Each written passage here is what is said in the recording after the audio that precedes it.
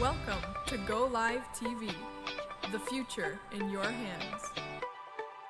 The only multicultural IPTV station that brings communities together. Over 2.7 million people have already watched. GOlive TV, anytime, anywhere.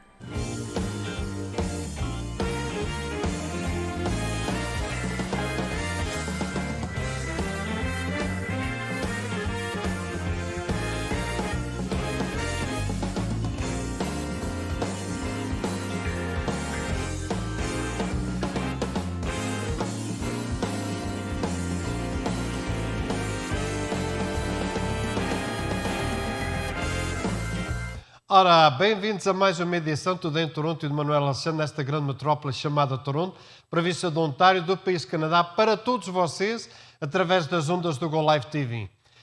Tem sido com um grande prazer que nós temos trazido aqui várias pessoas a serem entrevistadas. Hoje vamos ter o privilégio de uma pessoa que é muito conhecida, além, portanto, de ser um host do rádio, de umas estações de rádio do 640 AM, com mais prestígio aqui na província de Ontário, pois vamos tê-lo aqui connosco, um homem que concorreu também para mayor da cidade de Toronto, ficou em quarto lugar, de 40 pessoas, ele ficou em quarto lugar, uma pessoa que eu achei muito interessante trazê-lo aqui. Hoje, entretanto, além dessa entrevista, vamos falar um bocadinho sobre as eleições nos Açores e vamos ver um pequeno vídeo de Unhais da Serra, os Zabumbas, só para descontrair um pouco a nossa programação, está bem? Iremos tentar falar um bocadinho sobre o nosso primeiro-ministro Justin Trudeau a tentar influenciar nos canadianos e ao mesmo tempo nas eleições americanas. Vamos falar um bocadinho sobre isso se me der tempo. Se não der, iremos para a semana que vem desenvolver esse tema, pois hoje, muito importante, com o convidado que temos aqui. Meus amigos, iremos também falar um bocadinho acerca do World Economic Forum, ou seja, o World Fórum Económico Mundial, falar um bocadinho, ler um bocadinho, por vezes, opiniões de várias pessoas que são muito importantes e nós pensamos que os governos às vezes sabem tudo e não sabem nada. Tem que ouvir as pessoas que votaram por eles, muitos deles, e outros que não votaram, mas que gostariam de ver as coisas alteradas de uma forma diferente. De maneira que é esta a nossa programação de hoje, que vai acontecer, de maneira que passem esta mensagem, o nosso programa, façam um share com os vossos amigos e inimigos, até pode ser que os inimigos, após verem a nossa programação, fiquem contentes com vocês, está bem? Pois vamos então ao pequeno comercial e voltamos já. Até já. Welcome to GOlive TV, the future in your hands. The only multicultural IPTV station that brings communities together. Over 2.7 million people have already watched. GOlive TV, anytime, anywhere.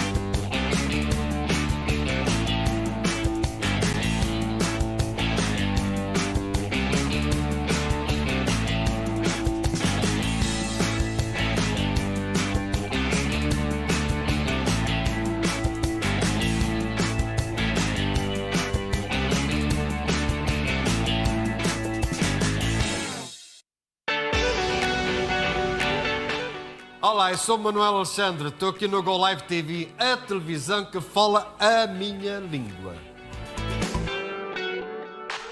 Ora, bem-vindos então, vamos agora desenvolver alguns dos temas que há pouco referi, sobre a nossa programação de hoje, no dia 8 de fevereiro de 2024.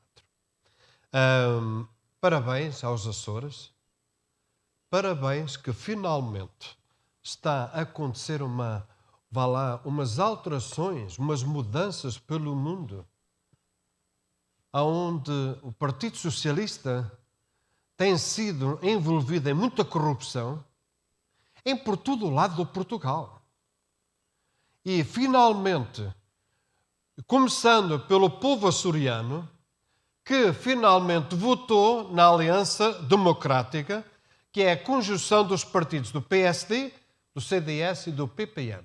Foi na altura fundado pelo nosso falecido Sá Carneiro, em 1979 que foi fundado. De maneira que o AD, a Aliança Democrática, foi formada pelo Sá Carneiro em 1979 e finalmente está a ganhar aquela pujança necessária para que possa levar o Portugal, para que possa levar os Açores para iniciar a um lado mais correto, a um lado onde a direita está realmente a controlar, vai controlar um pouco mais o que está a acontecer pela desgraça de Portugal e pelas ilhas também. A corrupção. E nós sabemos, já há três primeiros ministros portugueses do socialista, onde foram envolvidos em corrupção, e o último sendo então o nosso António Costa.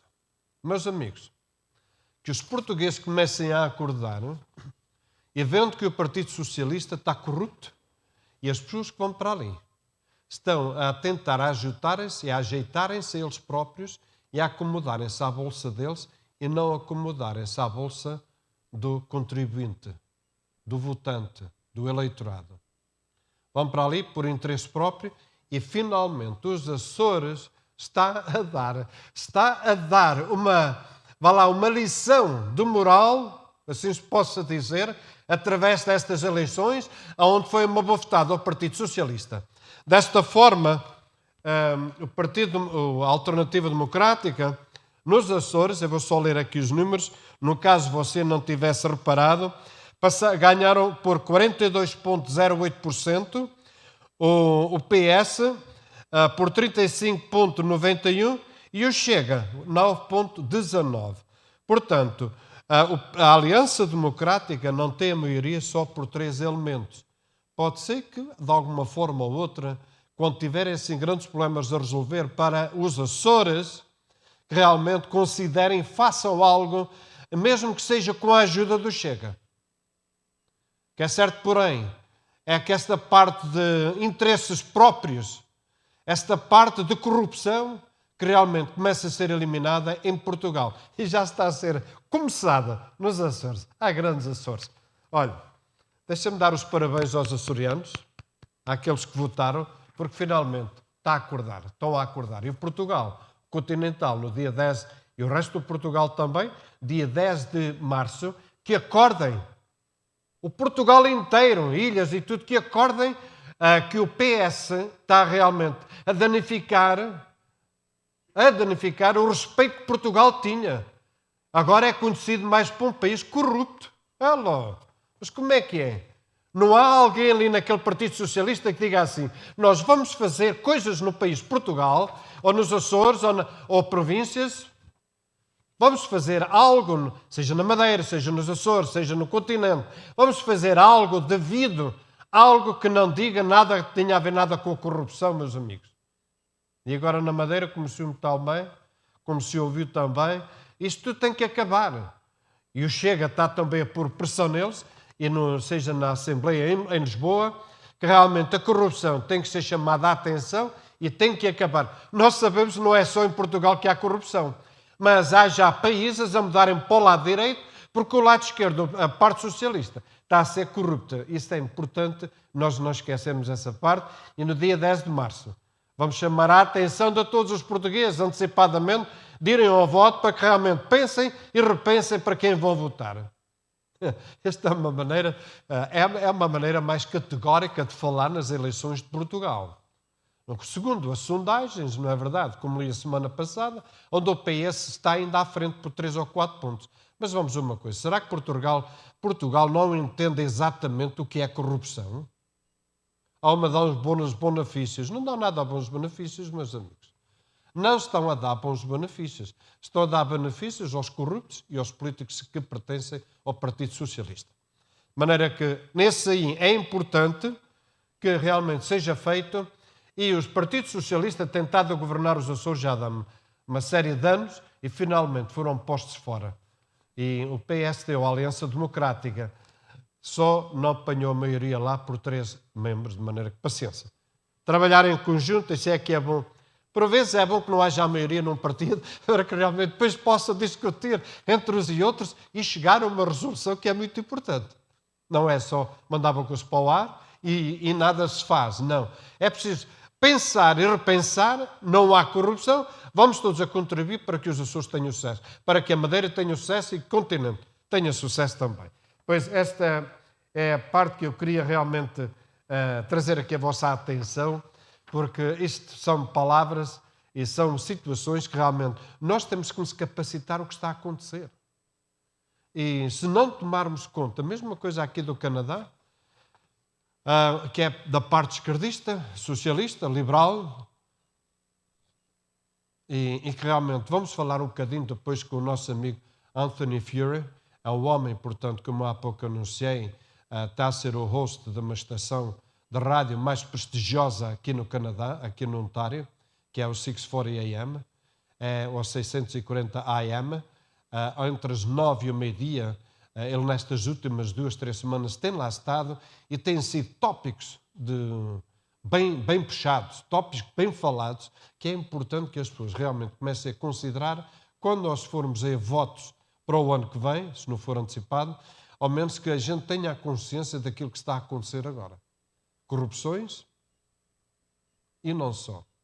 Vamos ler aqui uma notícia que aqui no Canadá, aqui na província do Ontário, meus amigos, anteontem, numa cidade chamada Belleville, que é 1h30 daqui de Toronto, para o lado este, 13 jovens foram para o hospital de emergência com overdose. Uma cidade que tem 50 mil pessoas. Belleville é uma cidade que tem 50 mil pessoas.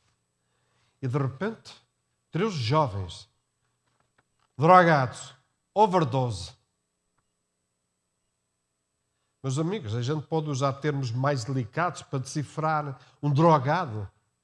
Mas vamos usar os temas. É a importância que eu gosto daqui, é a maneira que eu gosto, é trazer as palavras para que toda a gente compreenda e não andar à volta e ninguém compreende nada. O português é o mais simples possível aqui usado no programa Today Toronto de Manuel Alexandre. De maneira que 13 jovens foram para a emergência do hospital com overdose, drogados, overdose. Meus amigos, numa cidade de 50 mil pessoas, houve trânsito que realmente teve que ser parado. A polícia teve que vir para a rua a dirigir o tráfego para que portanto, para que as ambulâncias pudessem andar a alta velocidade a caminho do hospital. Foram 13 jovens. Mas o que é que está a passar neste país, Canadá, que eu nunca ouvi tal? O que é que está a passar com esta juventude? O que é que está a passar com este governo federal que está a perder o controle em tudo? Desde que a marihuana foi legalizada, e uma vez tivemos aqui um dos diretores diretamente de Portugal, da legalização, é onde Portugal decriminalizou a droga. E o que é que isso quer dizer? Não é crime estar a fumar, mas se é apanhado a vender, você vai para a cadeia. E é assim que devia ser aqui no Canadá. No Canadá, fizeram coisas totalmente diferentes para que o nosso Justin Trudeau, em 2015, conseguisse ganhar as eleições, porque havia muita gente com registro criminal devido às drogas que usavam. Portugal reabilitou essas pessoas. Não os mandou para a cadeia, reabilitou. E os Portugal, um dos diretores que já esteve aqui na nossa programação, falou sobre esse caso e falou a importância que todos os países do mundo realmente consigam livrar a nossa juventude da droga e o vício da droga. De maneira que esta é uma notícia que eu queria dar a vocês, que isto vai pelo mundo inteiro, e no caso de você não tivesse ouvido, realmente isto são situações que a gente sente tristeza. Já viu o que é ter um filho de 14, 15, 16 anos, ir para o hospital overdose, quase a morrer? Meu amigo, isto é uma dor a qualquer pai ou qualquer mãe no coração que nós nem queremos imaginar.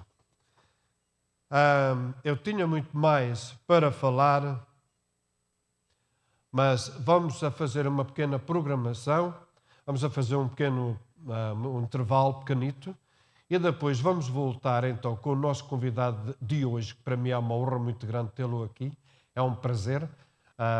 So after the program, we're going to start to talk with our guest, Mr. Anthony Fury. It's a great honor for me to talk to him. It's not really an interview. It's just to talk about politics, to talk about what's happening over here in Toronto, in the City Hall, na Câmara de Toronto, the City Hall. What's happening in there with the new mayor, and what are his visions for Canada? And this, as I said a while ago, is the host of one of the most prestigious radio stations, 6:40 a.m. We're going to talk to him. We're going to see what he thinks where Canada is guiding as well. Vamos a um pequeno comercial, voltamos já, está bem?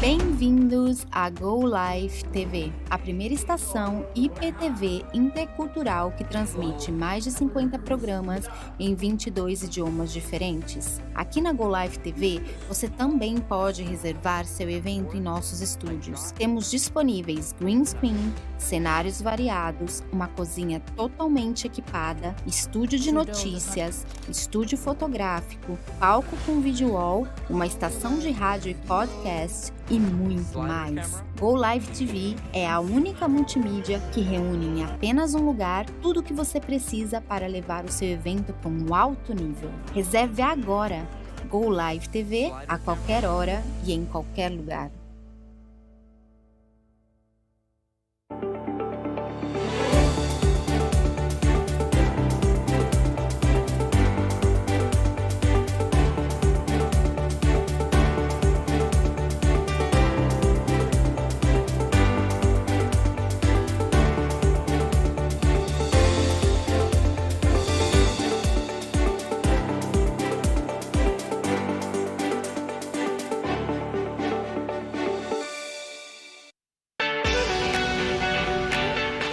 Olá, eu sou Manuel Alexandre, estou aqui no GOlive TV, a televisão que fala a minha língua. Ora, bem-vindos novamente aqui à nossa edição Today Toronto de Manuel Alexandre. Ora bem, vamos ver um pequeno vídeo de Unhais da Serra. A semana passada falei sobre as árvores de Unhais da Serra que foram derrubadas. Hoje vamos ter um bocadinho de tradições de Unhais da Serra acerca dos pastores e é dedicado ao nosso guest. It's dedicated to our guest, this next video.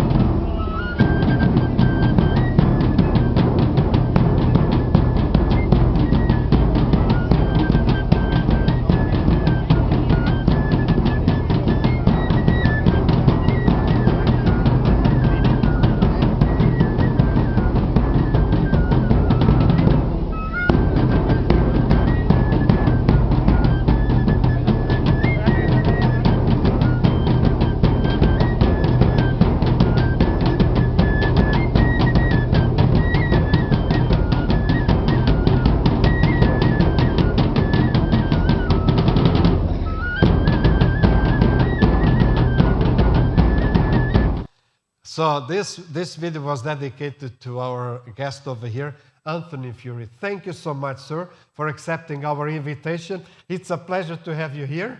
I'm one of your fans. I must say that when you run for mayor of Toronto, you were over here, and I really appreciate it. And it was easier to get you over here than our Portuguese, Ana Bailão, on our program, and this is a Portuguese program. But somehow you catch our sympathy, and you came, and you said whatever you had to say for the campaign, and it was an excellent. You end up in 4th place, but a lot of people. You were the person who created more talk, and we're going to talk about that now.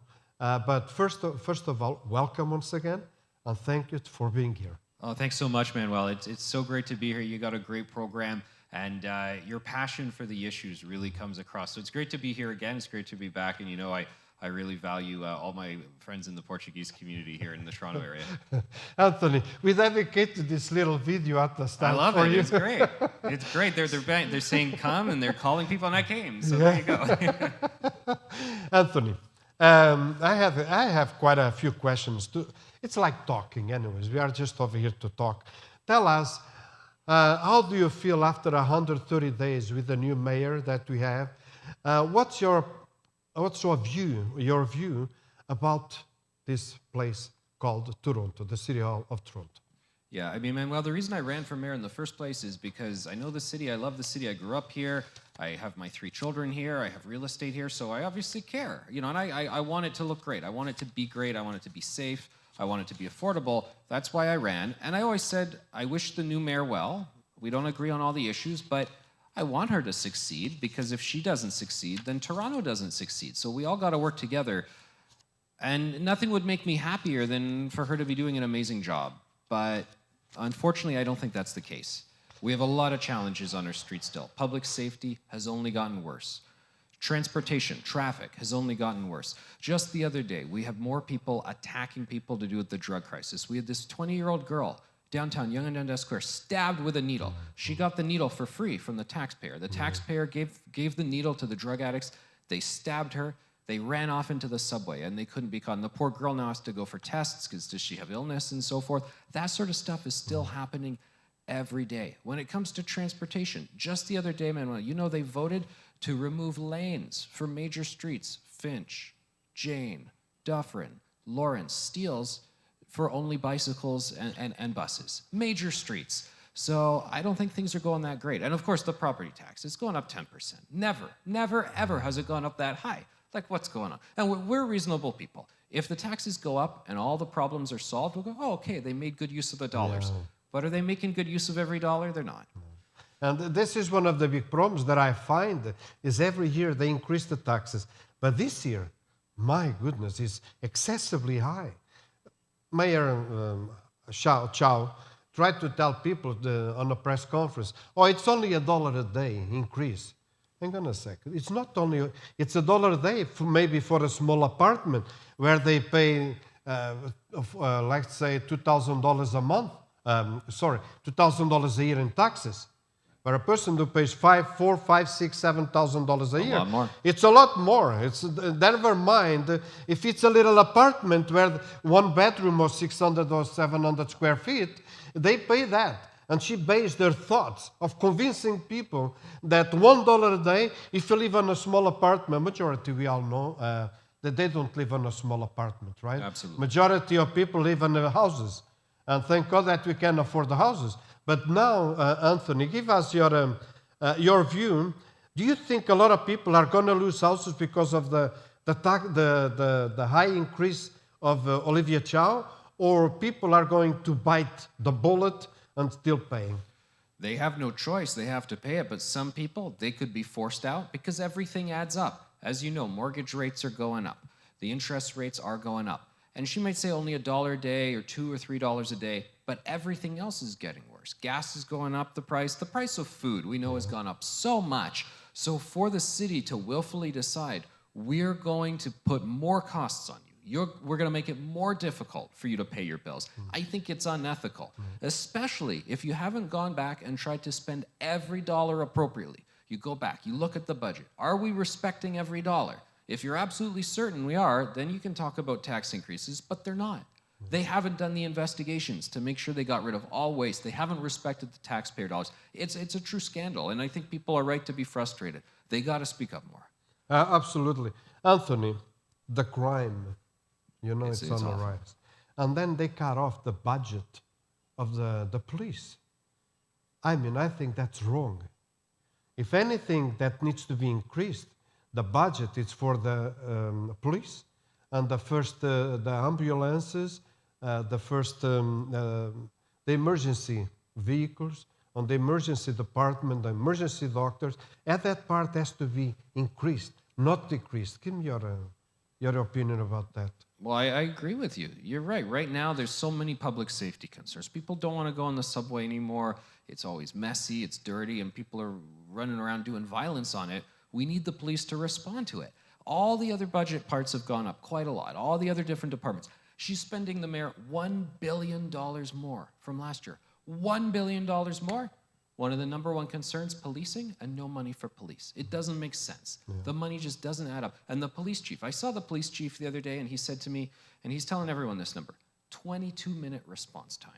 22 minutes to respond to a call. And some people say, oh, he shouldn't be saying that because the bad guys are listening. And then they hear, oh, I got 22 minutes to do the crime. No, but you got to sound the alarm. Exactly, you got to tell people. Exactly, Anthony. I totally agree. It has to sound the alarm. It has to tell people the reality. Yeah, absolutely. And cutting the budget to the police is one of those things that can happen. It'll go from 22 minutes to like 23 minutes. Mm-hmm. Back years ago, you remember there's a movie, Nicolas Cage, Angelina Jolie. It was called Gone in 60 Seconds. And they know the police come in 60 seconds, so they got to steal the car fast, and they time to watch. Now, gone in 22 minutes, so you got 22 minutes to take it. If you want to steal the car, you can have a drink, have a smoke, whatever, and then you go, okay, now we'll leave because the police are like, come on, it's not serious. It's really sad. We got to spend the money on policing. Anthony, a while ago there was electric bicycle that caught up fire on a subway. I never thought, nowhere in the world that I know, people are allowed to take the bicycle to the subway. So much smoke. You thought a bomb had gone off. This could give somebody an idea of doing bad things, No, and you're right. Why is it allowed on there? E-bikes on the subway. And then you realize you take those, this happened when the train was stopped at the station and the door was open. So people could get out and they could escape. But if it was in the tunnel, when it happened, the smoke fills up so fast, you and your family are on there, the little kids are on there, what are you going to do? Like, you're going to die from smoke inhalation. Yeah. It's wild. So we got to deal with all these e-bikes going everywhere. I get why people want to use them. It's easier, it's cheaper, traffic is terrible right now, but we just can't have this happening. Like, there's no laws anymore. There's no rules in society anymore. It looks like anywhere we look, everything has gone socialist. I was just saying in Portuguese a while ago, that one area called the Azores. Portugal is formed with the mainland. Then you got Madeira, one of the islands, and the other one is Azores. Now, on the Azores, they had elections last weekend, and the right wing finally won for 5% more. And always the socialists have been in there. A lot of corruption being with the socialists as well on the mainland in Portugal. So what I was saying a while ago, it's about time the corruption finishes. It's about time that people wake up and stop voting socialist. You got to follow the rules according. We don't mind, Anthony, to pay taxes, but as long as our services have been in there for us. And I think lately that the ambulance and the police and everything has been neglected. And I don't know why Olivia Chow doesn't like the police. Tell me about it. She hasn't for years, for decades. People who were on council with her in like 1991, they told me she didn't like the police then, she doesn't like it now. So she said she's going to create this new crisis worker thing. So you call 911 and instead they send a social worker. And okay, great, maybe if they can do some good, but if there's a guy waving a knife around, you need a police officer to respond to it. That's what you need there. Yeah. She's been anti-police for 40 years, 50 years, her entire life, her whole career. I don't know where it came from. There's a few bad apples, but mostly I meet police officers every day. They're good people, good men and women, and they're doing their job. And it's not an easy job out there. And also, if they're not treated with respect, they're going to leave because of how tough of a job it is. Exactly, and talking about leave, the Canadian Army, we're changing a little bit of subject, but we're going to go back and forward. The Canadian Army, they have a hard time now to recruit people.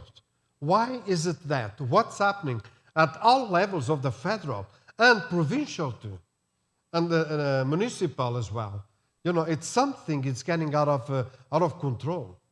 Too politically correct, I think. People don't feel good in those institutions. They don't feel like if you work hard, you follow the rules, you get a raise, you get a promotion. Now it's very different. People don't feel comfortable in these bureaucracies anymore. They feel like anything could happen to them. And we're going to jump again to to Ottawa when they implemented the hygienical products in the men's washroom. And a lot of those containers were damaged, and there was people opposing. Said, this is army, this is men that you're dealing with. It's not any sort of, it's men, real men. And I think they're losing the shine of being a military. Right?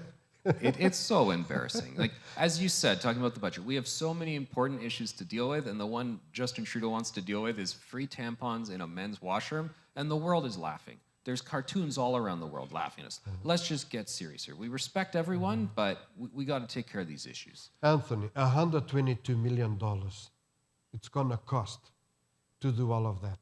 Why are we wasting money on that? Yeah, I mean, I laugh because you got to. That's the only thing you can do. It's so ridiculous that this is happening. And the folks have to be frustrated with it and speak out more. Yeah, exactly. And that's one of the things that I bring attention to the Portuguese people, what's going on.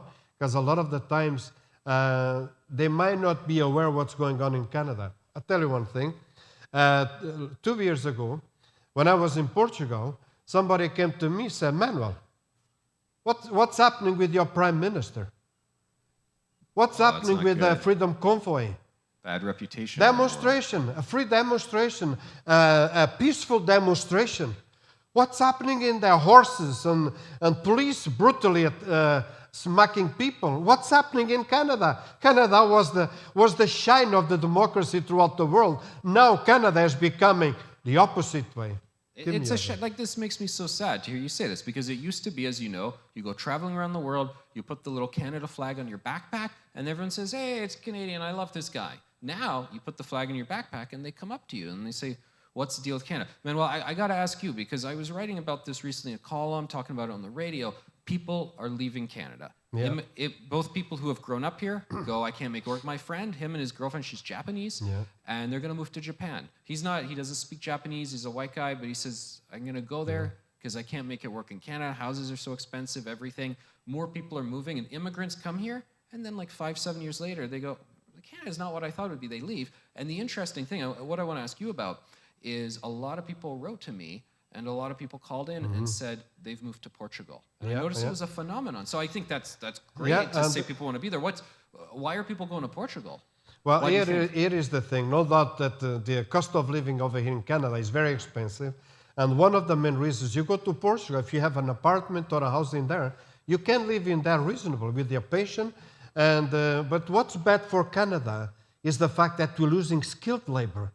And losing the skilled labor, at this moment when Canada needs the skilled labor, this is no good for the whole Canada. It doesn't matter what province. So this, in a way, it's a really bad condition that we are on. And meanwhile, in Portugal, people, you can survive, you can do good, you can live good, you buy a house. I mean, you sell a house over here in Toronto, let's say $1 million. For that money, or 500, let's say, you buy a nice, beautiful home in Portugal, even on the countryside. You don't have to worry about nothing. The food is, in a way, cheaper. I got to be careful what I'm going to say now. The food is cheaper for us when we go with our money. But for the people in there, Anthony, and understand this, for the people in there, the majority, they make 1,000 euros a month. It's not a week. It's a month. They make $1,000, 1,000 euros. The average already with a good skilled labor, it's already 1,200, 1,300. But generally, it's about 1,000 euros, and you have to have a bit of an education and a good job. So 1,000 euros, paying the taxes in there as well. They pay 23% taxes, and the property taxes, for instance, they're cheap. You have a nice house, maybe 100 euros a year. So there are certain things that compensates with the other. But the fact is, the food, what I was talking about, the food, by the time you go and buy in euros, you have to buy drinks, you have to buy food, you have to pay taxes, you have to buy gas, you have to buy all of this stuff. When it gets to the end of the month, 1,000 euros doesn't go too far. But if you live in Portugal, but if you go from here with the money from here, even though the money is there higher, the currency is higher, but people can survive and can do well. So that is one of the big reasons that people leave, because very expensive in Canada, and I have a good house, a home, or whatever, apartment. I can move in there and live free. The only thing is the family. I thought of that one too, go home and live there, but then you leave the kids behind. You leave behind the granddaughters. You leave behind the sons and the daughters. So you cannot do that. To me, it doesn't fit me. But to a lot of people that they actually going back to Portugal, it fits them. That's no problem. And it's a shame because, to your point, skilled labor are just so many great people. You go, I don't want to lose these people. It makes me sad to hear that people want to leave Toronto. They want to leave Canada. That's why guys like you and me want to fix everything, because we want people to stay. Anthony, just a few years ago, 2018, 2016, 17, 18, this is one thing, it's news for you, but just for you to be aware what the problems the Portuguese going. I'm the chair of Undocumented Workers Committee. And Ahmad Hussein, you remember Ahmad Hussein, used to be the Minister of Immigration, Naval Federal. And Ahmad Hussein deported many, many Portuguese families that were working, paying taxes, no criminal record, with a lot of them family being born over here, with kids being born over here.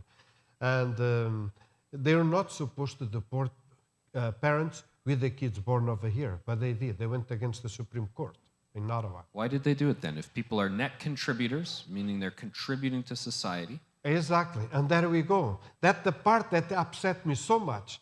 And just, for instance, some people, majority of them came under the contract, the working contract, working on construction, mostly of them. And as the contract finished for 3 years, then they had to go back home. Oh, but a lot of the companies say, you're an excellent worker, man. I cannot let my company go down. I need you. So the document expires, but they stay for work. They stay for work and paying taxes. So when they first came, they didn't even come illegally. They didn't cross illegally. They came legally. Document expires. Yeah, they came legally. A lot of them, not all of them. A lot of them, they came legally with a working permit and everything. 3 years expired. Now they had to go out. But the company said, please don't go, man. We need you. And we're talking about many, many companies that I know personally. So then was a case that the fact that they could not, a lot of them, the contract was renewed, but they could not get the permanent residence because of the English language test. And the English language test was so hard, probably if I write it, I would not pass. And I don't know if I could pass. But anyways, never mind for someone who's in the country for 3 or 4 years. Now, after that, when I told Ahmad Hussein several times, said we need to eliminate the language request so people can get the permanent residence. 2019, Justin Trudeau, in one local 183 festivities, the Day of the Family in July, he said, okay, I'll give 500 permanent residents to work in construction that they are illegal. So he gave the 500, but after 2 years, 2019, when the elections came again, only 60 people or 40 people had passed because of the test. So on that night, the Liberals were elected. We sent almost 300 emails, including the Prime Minister's office. We sent to them and said, we got to eliminate the language request because you cannot get more people. So they eliminate the language request for those 500 in 2 weeks. And then they increased again the 500 to another, so it was 1,000 people that they're going to get the permanent resident. They don't know who worked for it. It doesn't matter. God knows how much we work for them. And that's the important part. Now, Ahmad Hussein, on the other hand, several times he said that he likes the Portuguese community, hard workers and this and that. And then I told him several times, I said, how many people are you going to deport next week? If they give you dinner over here at Local 183, if they give you dinner on these festivities, they also give you time to talk on a microphone. And yet, how many families are you going to deport to Portugal next year? It could not. It said, Manuel, I don't want to answer. That's it. And several times, not just once, several times. And people that were at the table, they said, oh, now I know who's Manuel Alexandre. They came later on. Now I know who's Manuel Alexandre. And they said, thank you for standing up for our Portuguese people. I mean, we want everybody to be able to get along. Ideally, we'll help people speak English as best as they can so we can all get along. Yeah. It's important to have the English language programs. But I think, we're not talking about people, like, we got a lot of people crossing illegally, Roxham Road, the Mexico border, and that's not sustainable. But if people come here legally in the first place, you said no criminal record, net contributor, raising a family, paying taxes, no criminal record. Come on, we need to build things, we need workers. So I think we can find we can find some middle ground here. But I could never find the middle ground with Ahmad Hussein, and to me was one of the worst ministers of immigration. And this is said by Manuel Alexandre, it's my opinion only, that he was one of the worst ministers of immigration that Canada ever had. I'm in Canada 47 years, and I've been around, know what's going on, and this is one of the parts that disappoint me a lot. Then you got Mark Miller, then you had Sean. I mean, they tried to do something, but, the Liberals are not aware what's going on. What do you think we should do with the immigration policy right now? Number the one. GTA, there's the housing, the transportation, a lot of it has to do with numbers. So they're bringing down the international student numbers for the next couple of years. But how are we going to find the balance? I think, Anthony, and this is a good question for me to ask you, but let me give my opinion, is this. Every time they have refugees, every time they have undocumented, and they go unregistered on a CRA or whatever, immediately should be given a number so they can start to pay taxes and they can start to work. Integrate them right away. Integrate into them society. immediately in a society instead of going to hotels, 4-star and 5-star, and destroying the hotels. Immediately they should be given an opportunity to start to work. That's how I started when I came to Canada. And they were working that way in their home country just before they come here, the refugees. Exactly. They were all working the day before they came. So this is one way that they could eliminate a lot of these expenses. Like last year, the last 1 year, from last year until 2023, was $760 million spent on undocumented and refugees. And some of the hotels near the airport, on Kingston Road, they've ruined those stretches because the hotels aren't vibrant anymore. Travelers don't go to them. And to your point, people are isolated. They don't have a car. They're not going to work. It's a sad situation. So you're right, getting people involved in society from day one.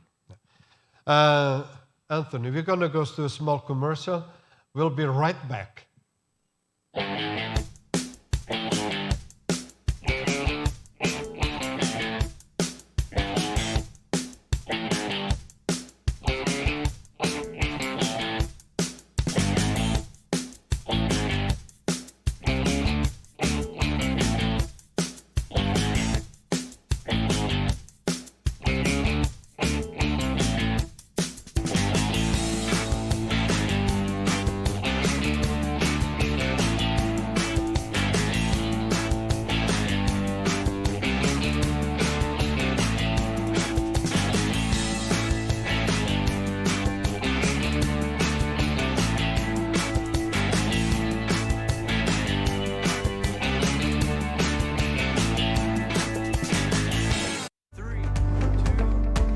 Welcome to GOlive TV, the first intercultural IPTV station that broadcasts over 50 shows in 22 different languages. Here at GOlive TV, you can now book your event at our venue.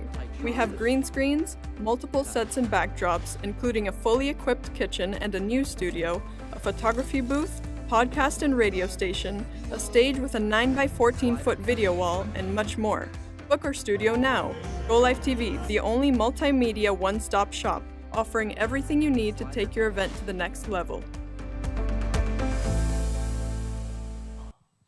Okay, bem-vindos novamente. Welcome again to the third stage already on the program. This goes fast, eh, Anthony?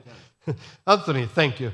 Anthony, all the construction that we're having around, the Eglinton subway, other constructions that takes forever, what do you think it's something is missing in there with Metrolinx? Give us your opinion about it. Leadership, management, accountability. There's a lot of things, Manuel, that they do in the private sector to get a project done that they're not doing here. This is a scandal, a massive boondoggle. The Metrolinx program, the Eglinton Crosstown LRT is so over budget, 4 years late already. My favorite example I give, JFK, John F. Kennedy, he says in 1962, we're going to put a man on the moon by 1970.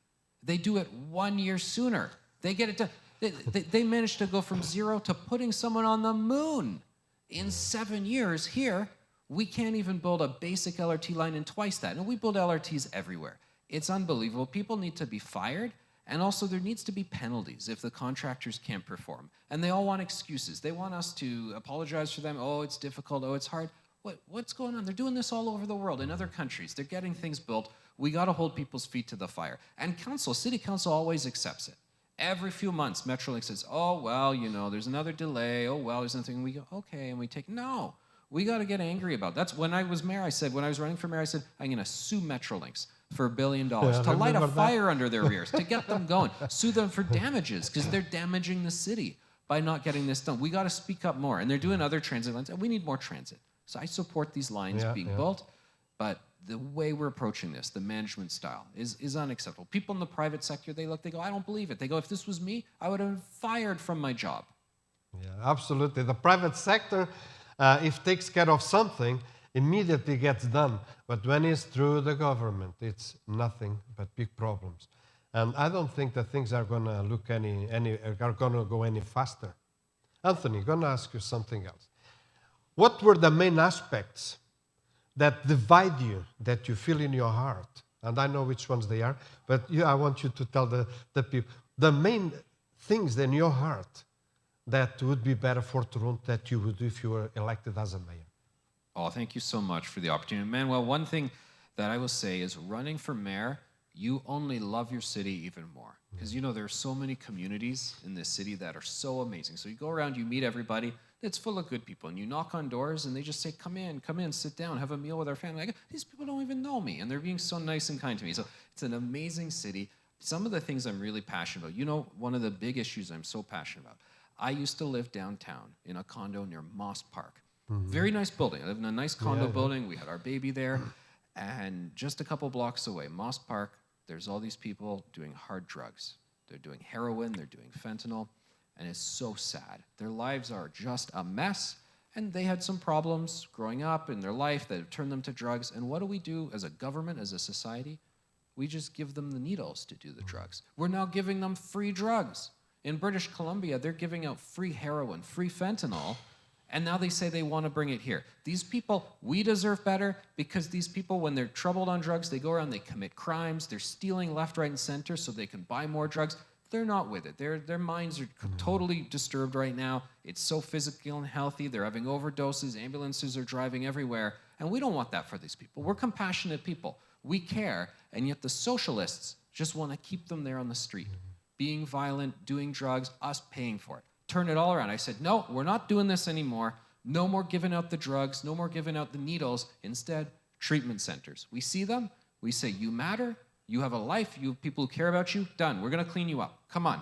Let's get you in treatment. And a lot of places are doing this. And we talk about Portugal. Yeah. And, the socialists, the left wing, they used to say, oh, we got to be more like Portugal, because Portugal decriminalizes many drugs. And I go, okay, but you know better than me. You understand this way better than I do. What also happens in Portugal is rehabilitate them immediately. Rehabilitate. They say, fine, we won't treat you like a criminal. Yeah. We're not going to throw you in jail, but we're going to rehabilitate you. Yeah. We're going to get your life. And here we don't do that. We just say, here's the drugs, have fun, and then they die, they commit crimes. And it brings the whole standard of society down. In the parks, my children, they go to play in the park, and I go, you can't play here because there's needles in the park. I see needles in the park all the time, and it's not getting any better. It's such a tragedy, and I'm so passionate about that, because I know you've seen those videos in the U.S., San Francisco and Oakland, Vancouver, Chicago. These cities are falling apart. It's so sad. These are our lives here. I love this city. We got to deal with this problem. Definitely, and I must say you were the only one referring to the drug cases. The other people, they did not even touch They're the scared drugs. of it. Yeah, they're scared. But you had the guts, you had the courage to say, no, we have to do something for our city. We have to do immediately, put Toronto in the map again of #1 city in the world. What do you think? Do you think we are still #1 in the world, or our... Look, I don't, like I said, I love the city, so I don't want to say bad things about the city, I know. But we all know it's not good. One meeting I'll never forget, I met with the Greater Toronto Hotel Association. It's a group that represents all the managers of the hotels downtown.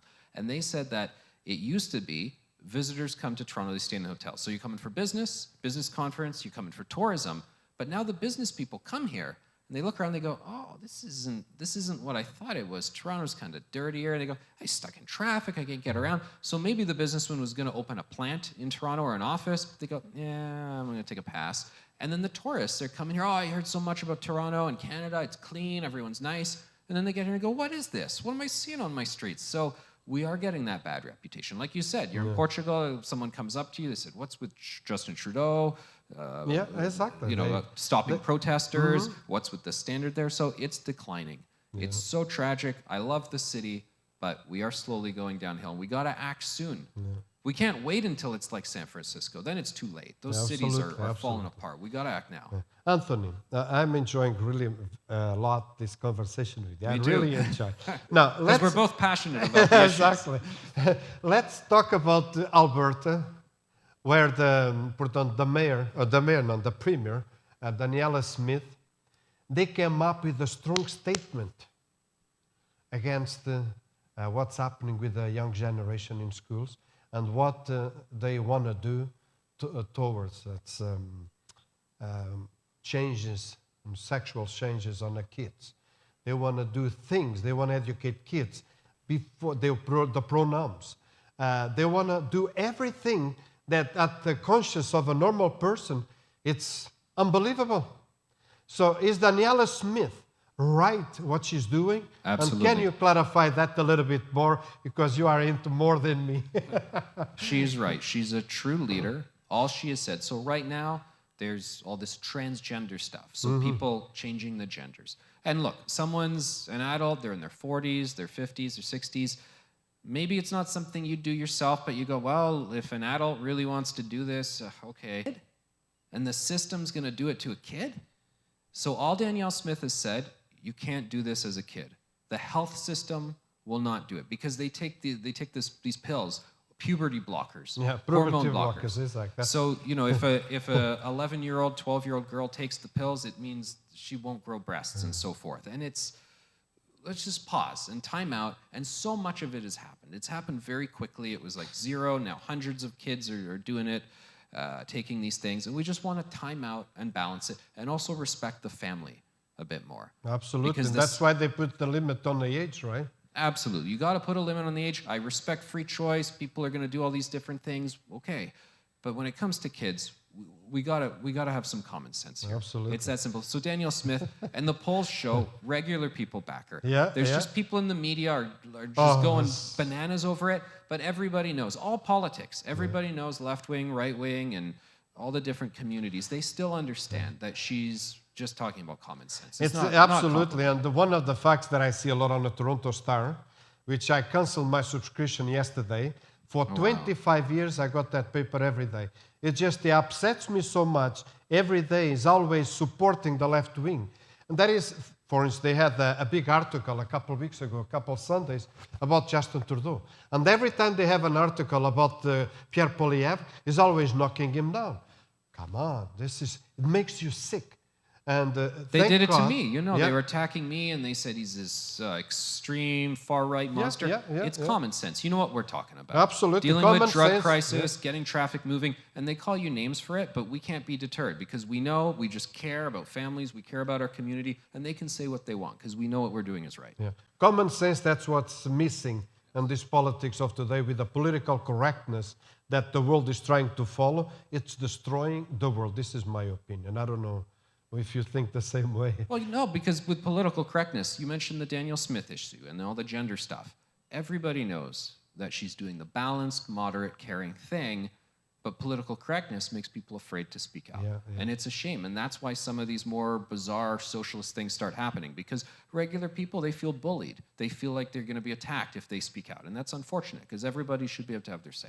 It's interesting that I deal with a lot of people. My profession, I'm electrician and electrical contractor. I go to many places servicing the machines.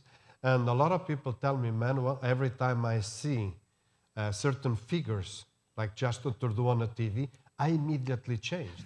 I said, hang on a second. I thought I was the only one doing that. I said, no, I've been doing that forever.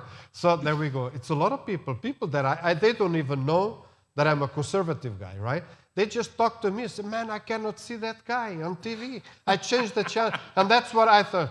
that's what I'm doing too. So it's a lot of people that seeing the fact that the way that we are guiding now Canada is the destruction of Canada. But thank God the elections are next year, if not before, and things, I'm sure, has to be changed.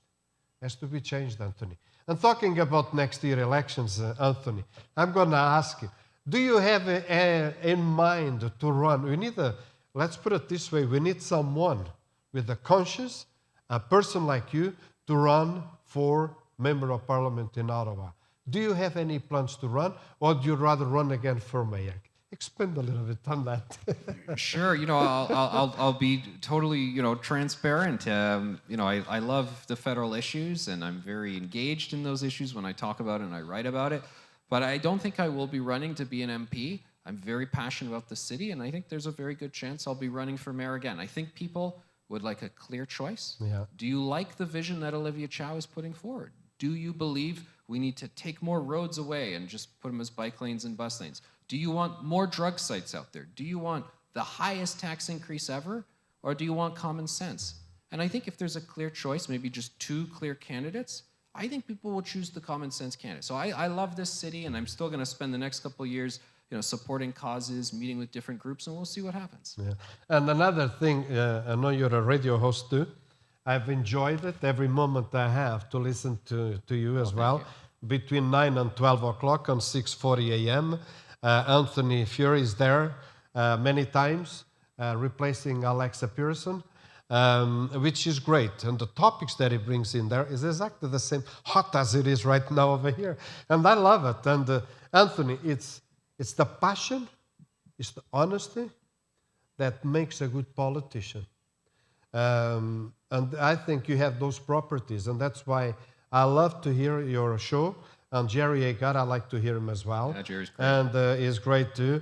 And I was telling about the paper. I canceled the Toronto Star after 25 years. And I'm going to sign, I subscribe already, the Toronto Sun. The Toronto Sun, you read it, you don't get upset. You read what's going on. Right. And the Toronto Star, it just boils me up. So I say, it's about time. Yeah, and Anthony, the past 6 years, that newspaper was a very prestigious paper. Absolutely. No, but the past 6 years, it's terrible. So whatever journalist you have there, everything is left-wing. Yeah. Come on, especially on a paper like that. Give it a chance. Balance both sides. Left, right, left. You have to balance it. It's not, for instance, like my show over here.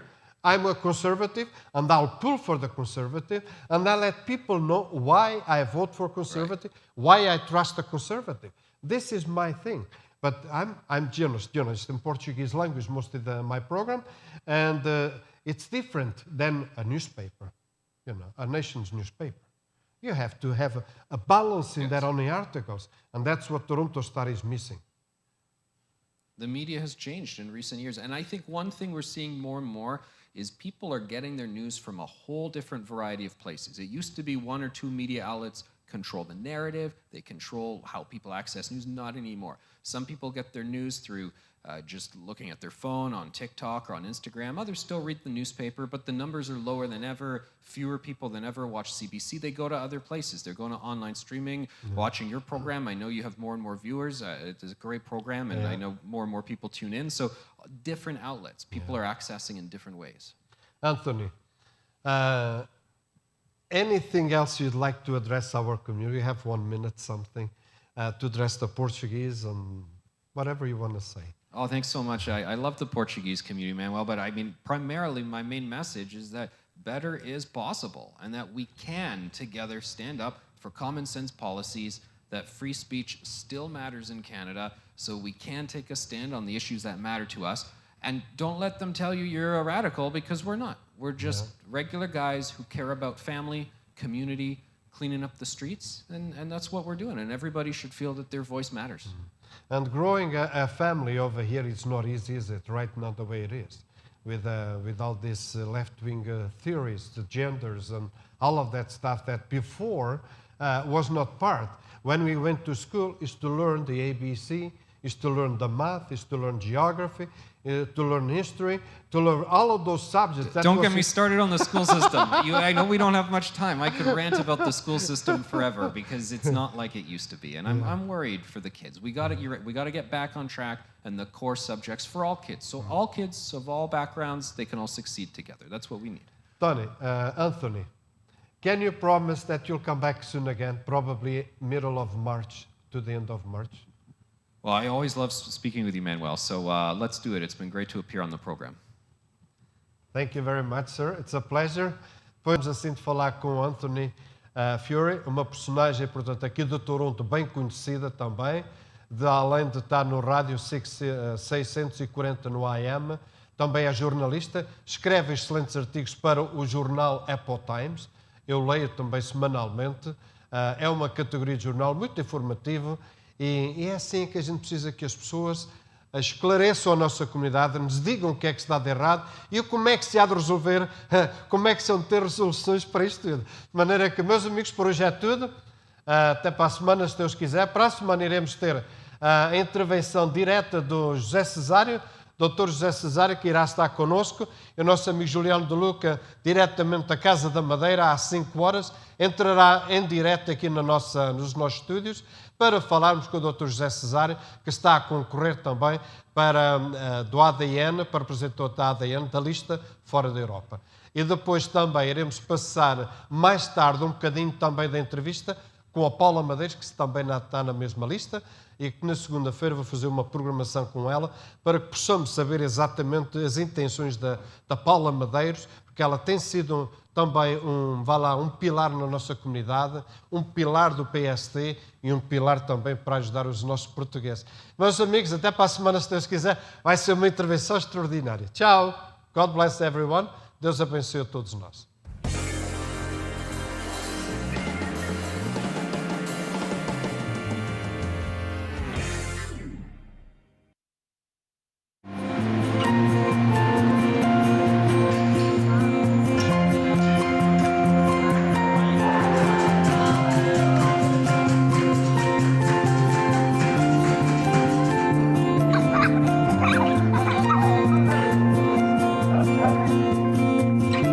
This is our family.